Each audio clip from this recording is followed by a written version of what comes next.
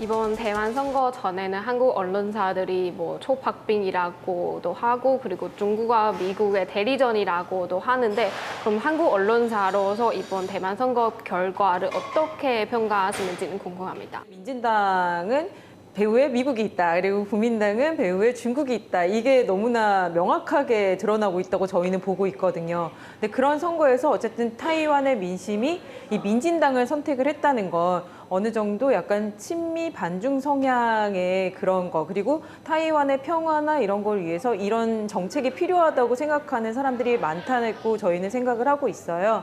저희 같은 경우에는 아무래도 이제 미국이 타이완에 대한 그런 뭐 입김, 뭐 영향력 그게 좀 더 세지면서 이제 중국과의 관계가 조금 더 안 좋아지는 거 아니냐, 악화를 조금 우려를 하고 있고요. 특히 한국 같은 경우에는 한미 동맹이라는 게 있잖아요. 그래서 한미 동맹에 있어서 미국이 만약에 한국에 대해서 타이완 문제에 대해서 좀 더 분명한 입장을 밝혀라. 그렇게 얘기할 경우에는 압박을 줄 경우에는 우리도 어떻게 선택하지 않을 수 없는 그런 상황에 닥칠 수도 있거든요. 그러면 가뜩이나 지금 한중 관계가 좋지 않은데 한중 관계가 더 악화할 수도 있고 그런 거를 우려하는 목소리도 굉장히 많습니다. 좋은 면이라고 하면은 경제적으로 약간 좀 기대를 갖는 측면도 조금 있어요. TSMC가 이제 만약에 중국의 영향권 안에 들어오면 국민당의 허우이 후보가 당선이 돼서 중국의 영향권 안에 들어오면 이 좀 어려워지는 거 아니냐 이런 반도체 글로벌 공급망에 있어서 좀 영향을 받는 거 아니냐 측면에서는 타이완 해협이라는 게 이게 무역 수송로로 우리한테 굉장히 중요하단 말이에요. 근데 만약에 여기가 중국의 영향력이 뻗치게 되면은 한국의 무역에 있어서도 좀 안 좋을 거라는 우려가 있었는데 이제 라이칭더 후보가 당선이 되면서 그런 우려는 조금 사그라든 측면도 좀 있습니다. 그럼 이번에는 SBS나 MBC 등 다른 한국 언론사들이 대만에 와서 많이 취재를 하고 있는데 그럼 예전에는 한국이 대만에 대한 이런 관심이 있었나요?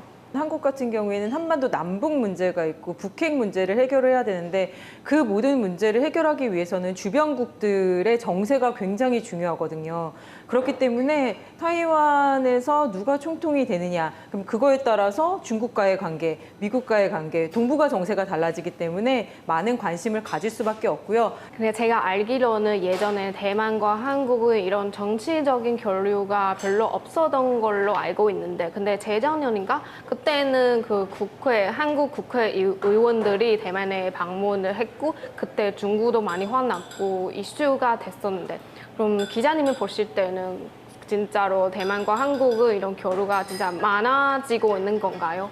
한국의 정치인들의 입장에서는 타이완을 방문한다는 게 한국의 외교 정책에 있어서 약간 방해라고까지는 그렇지만 좀 맞지 않는다 이런 한국 내부에서도 그런 얘기가 있어요. 중국은 항상 뭐 타이완이냐 우리냐 선택하라 이런 얘기를 저희한테 하고 있고 그래서 한국도 사실 강대국 사이에서 북한 문제를 해결해야 되는 그런 입장에서는 눈치를 볼 수밖에 없는 상황이고 그래서 저희 한국 내부에서도 이런 문제에 대해서는 굉장히 찬반 양론이 많은 상황이고 그래서 아주 앞으로 교류가 굉장히 많이 늘어난다 이렇게는 얘기할 수 없는 상황인 것 같아요.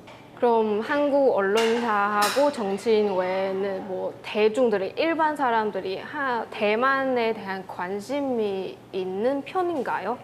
이 한국 사람들 같은 경우에는 중국, 타이완, 뭐 주변 이웃 국가들에 대한 그들의 정치라든지 경제 모두 관심이 많거든요. 이번 대선 총통 선거에 있어서도 결과가 어떻게 나올까에 대해서 많은 사람들이 관심을 가지고 저희가 기사를 쓰면 그 밑에 댓글도 굉장히 많이 달려요.